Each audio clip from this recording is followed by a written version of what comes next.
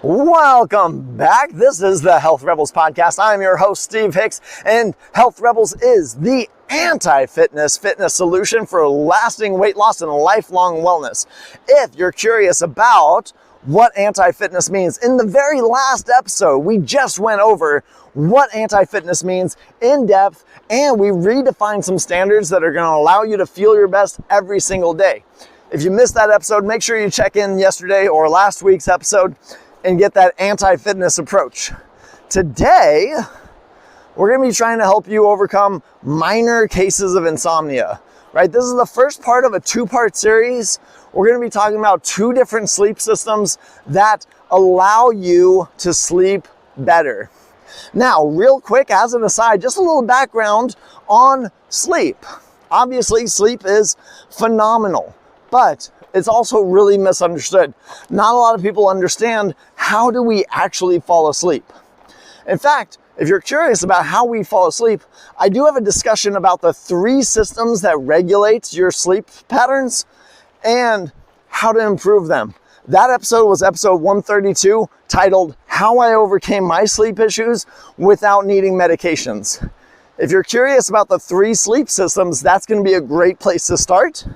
But today we're going to go in depth. We're going to go a little bit more in depth with insomnia as it relates to the autonomic nervous system, the ANS.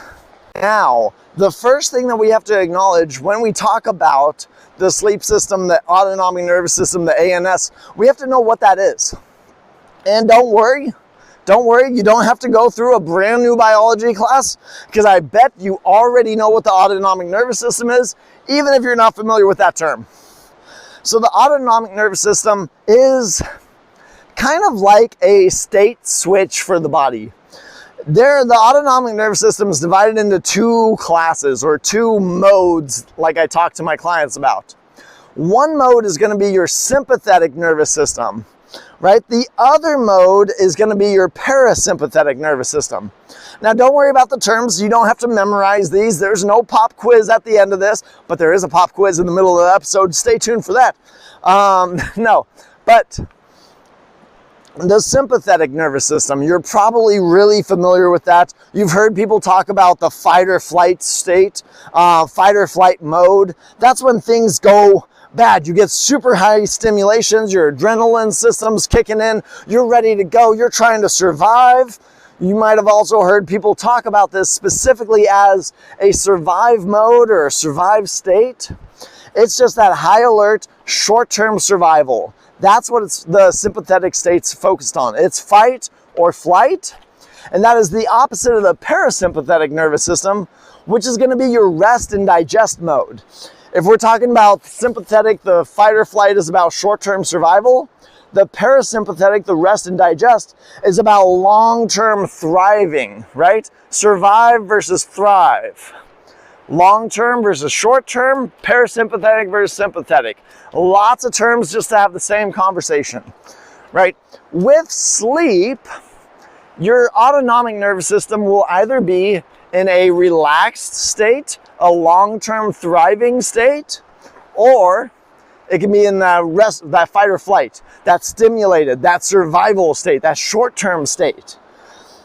Now, when you hear the terms fight or flight versus rest and digest, it's probably pretty obvious which one you want for sleep, right? Rest and digest is going to allow us to sleep better.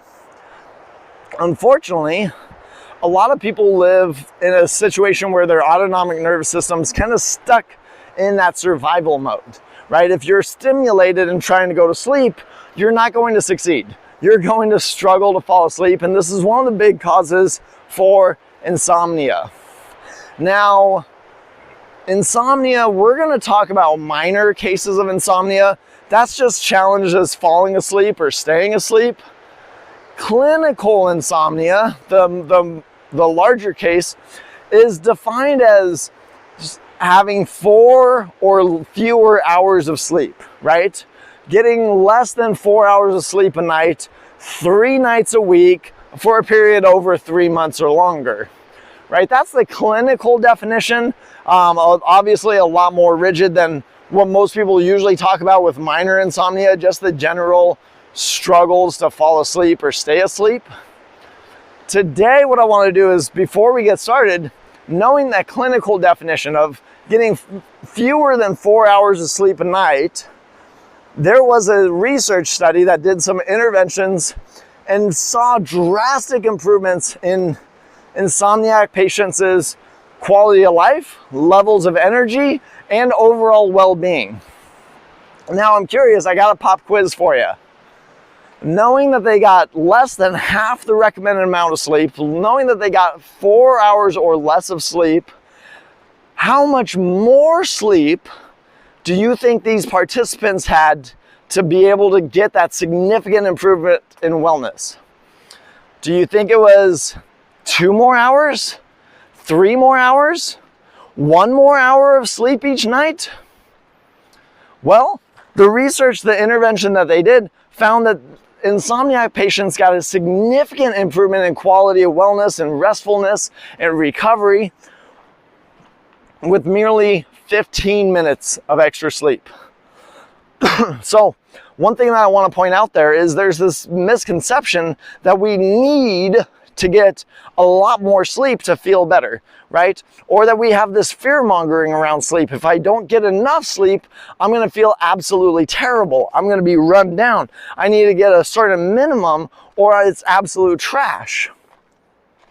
What they did with the insomniac patients in this particular study was they went through something called CBTI. That's cognitive behavioral therapy for insomnia. That is a medical intervention with a psychiatrist. But one of the big things that they address there is negating sleep anxiety. Now, sleep anxiety is going to be stimulation that turns on your sympathetic nervous system, your survival mode, and blocks you from getting into that rest and digest mode, from that thrive mode. Right? So, one thing that we want to talk about is the autonomic nervous system. What we want to do to be able to fall asleep is we want to manage stimulation. In a stimulated state, in that fight or flight state, we cannot fall asleep. We have to manage stimulation, decrease stimulation so that we can be in that rest and digest mode and fall asleep easier, stay asleep longer, get better quality sleep, and feel better overall. Now, stimulation, there's going to be 2 places you're going to get stimulation that blocks you from sleep. One of those is going to be stimulation from your thoughts. The other is going to be stimulation from your environment. We're going to talk about thoughts first. Stimulation from your thoughts, there's 2 options.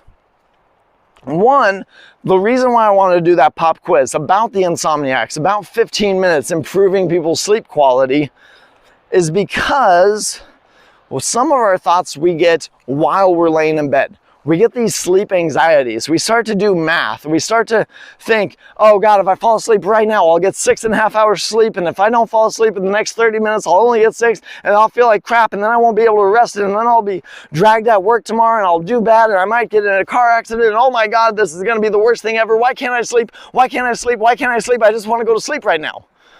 Right? Has that ever happened to you? I know it's happened to me when I was younger and dumber.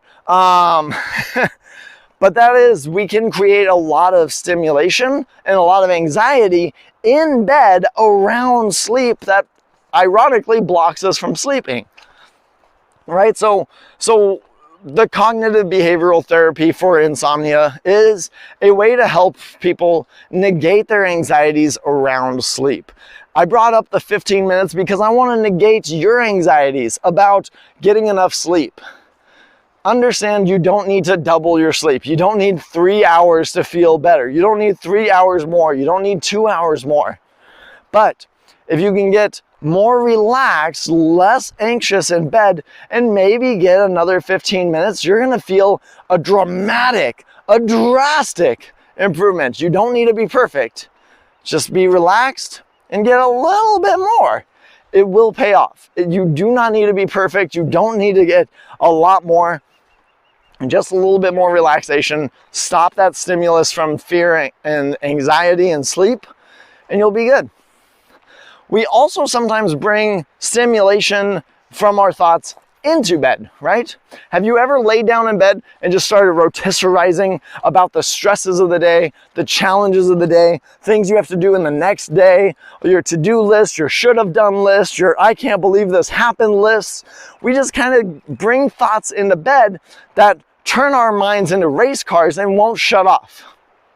And this is another challenge that can push people further away from sleep and cause minor cases of insomnia, is that racing mind. Now, what often happens is I recommend people do a little bit of journaling before bed. I saw one recommendation that had 3 simple questions. What was something good that happened today? What was something bad that happened today? And what do I need to do tomorrow? You ask those 3 questions before bed, get them out of your brain so you don't have to rotisserize, don't have to rotate those thoughts over and over again. They're on paper, they're secure. You don't have to think about it anymore. You can read that in the morning, it's there, you know where to find that information.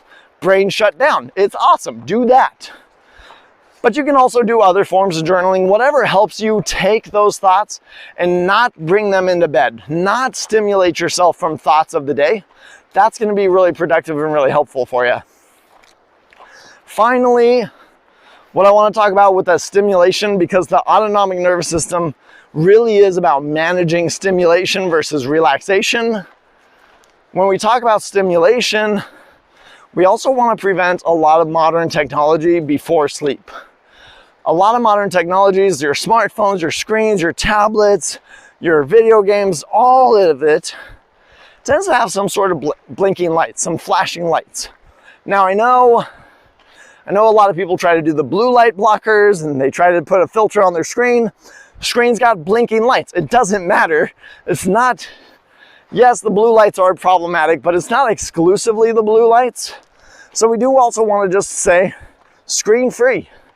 I put that in, that's one of the requirements in my coaching program, is I encourage everyone 30 to 60, even 90 minutes before bed, no more screens. For me personally, I like to read a book before bed. I like to read a little bit, paper, that's fine. It's not very stimulating, lets me relax, helps me fall asleep. So the autonomic nervous system is all about managing stimulation versus relaxation. We can do that by controlling our thoughts, right? Stimulation from thoughts that we get in bed about sleep anxiety, and thoughts we bring to bed about just anxiety and stress throughout the day. We want to make sure that we offload those to allow us to be sleepful. We also want to manage the stimulation from our environment, especially before bed, but also in the room, right? If it's loud, if it's noisy, if it's really hot, really cold, those are all environmental stimulations. We just want to manage and mitigate those so that we can fall asleep. So ultimately, big recommendation when it comes to minor insomnia and the autonomic nervous system is do the things that prevent stimulation and block stimulation so that you can be in that relaxed mode, in that parasympathetic state, in the rest and digest mode, and then allow sleep to wash over you. You don't need to push it. You don't need a lot more. You just need to relax, have less anxiety, less stress around sleep. And if you get a couple more minutes, that's a happy bonus, but we're talking about minutes, not hours. And that's it. That's all I got for you. If this helps you sleep well, if this helps you redefine healthy habits around sleep, then I ask you to be a fellow health rebel and share this podcast with someone you think it'll help. If your partner is having trouble sleeping and keeping you awake, share this with them. Respectfully, tactfully, don't be like, oh my God, you keep me up all night, you need this. But, be like, oh my God, you keep me up all night, you need this, in a very nice way. Anyway, that's all I got for you today. If you enjoyed the podcast, do me a favor, leave a review, share it with a friend, and until then, I will see you next week. We're going to be talking about part 2.